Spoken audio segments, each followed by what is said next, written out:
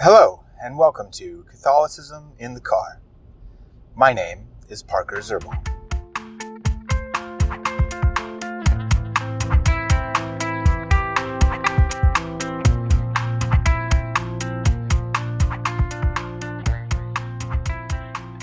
Today, I want to continue our discussion on the unitive way of the spiritual life. Now, last time we talked about the in-between stage between the illuminative and the unitive way, which is called the dark night of the soul. And once the soul is purified of even any intellectual attachments to God, once they are duly purified of that, then they move on to what is called the unitive stage.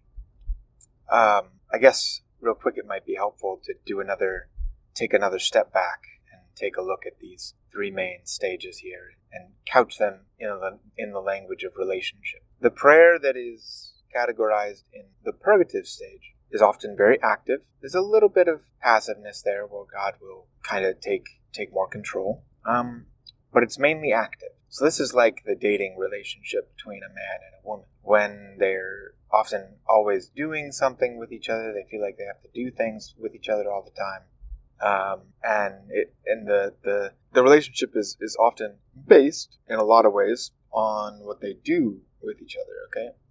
And then once a couple gets married and maybe a few years in, whatever, they're going to be able to start just spending time in the realist sense of that phrase, just spending time with the other person. Spending time, I mean, like wasting time almost, with just wanting to be with them, not do anything, but just wanting to be with them. Okay, and this is still mixed with a lot of activity, but it's kind of getting more maybe 50-50 here. You could say that this is maybe a decent way to look at this analogy. So maybe it's about 50-50. And then what can happen in this quote-unquote third stage of a relationship is when the couple, maybe they're just in the same room together, reading, not really doing anything together, but they just feel contented, absolutely contented with just being together, okay? They know that the other person loves them, they love the other person. They're kind of fully mature in that relational love. And this is quite a good analogy for what happens in our relationship with God. God is a person. Well, in fact, he's three persons in one God. As Christians, we believe in the Trinity. So that's kind of what this unitive stage is about. Is the person has been duly purified by not just mortal sin, and then also venial sin, really. And then now the person is being purified of their imperfections, things that aren't sins, but are just things lacking in virtue, you could say. And of course, these imperfections, this could go on for eternity, basically. I mean, until the person is in the beatific vision, basically. The person will always be imperfect. And even in the beatific vision, like I've talked about before, in a certain sense, the person is imperfect because they do not have the wholeness of perfection within them, which, that could only be God. Only God could have the wholeness of perfection within them. And since man is contingent, he therefore cannot be perfect in that sense. But a moral perfection.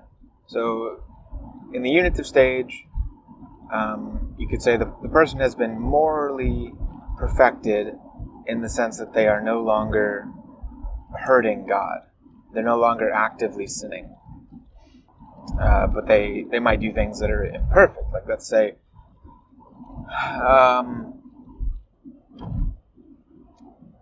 forgetting things. Forgetting something is not a sin, even if it affects someone, even if it negatively affects someone else. If you didn't do it intentionally, this would not be a sin if it was honest forgetfulness. Okay, so let's say this person forgets to take out the trash. A very concrete example. That's not a sin. It may still cause displeasure for the people that they're living with because maybe they were tasked to do this, and and maybe they just honestly forgot. That's not a sin, not even a venial sin. But what that would be is an imperfection. It's a lack of virtue. It's not anything like negative, you could say, but it's a lack of a positive. All right. It's like the person has got to zero. They're no longer at -1. They're at 0 on the scale, but now they have to get to +1. That might be not the best example, but hopefully I'm conveying this in an understandable manner.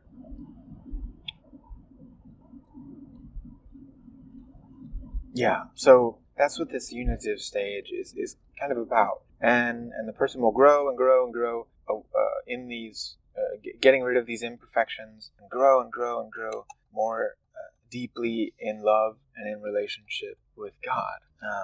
And saints have said, thinking of St. Teresa of Avila in particular, but also many saints have anecdotally said this, that they get to a point which would be considered within this stage where all that they want is to be in heaven with God. That's all that they want. So they have almost this weird. So they want to be in heaven with God, but they also want to be on earth in order to further His kingdom, right? So they have these two insane desires that are conflict in a lot of ways. They are conflicting, and this brings a real tension, a real suffering, an internal suffering within the person because they can't reconcile these two desires. And those desires are ultimately reconciled at death and at the entrance into beatific vision. So, okay, there you go. This will kind of conclude our short little series on spiritual life, the purgative, the illuminative, and the unitive stages. And I hope that this was helpful for you. So feel free to let me know. Thanks.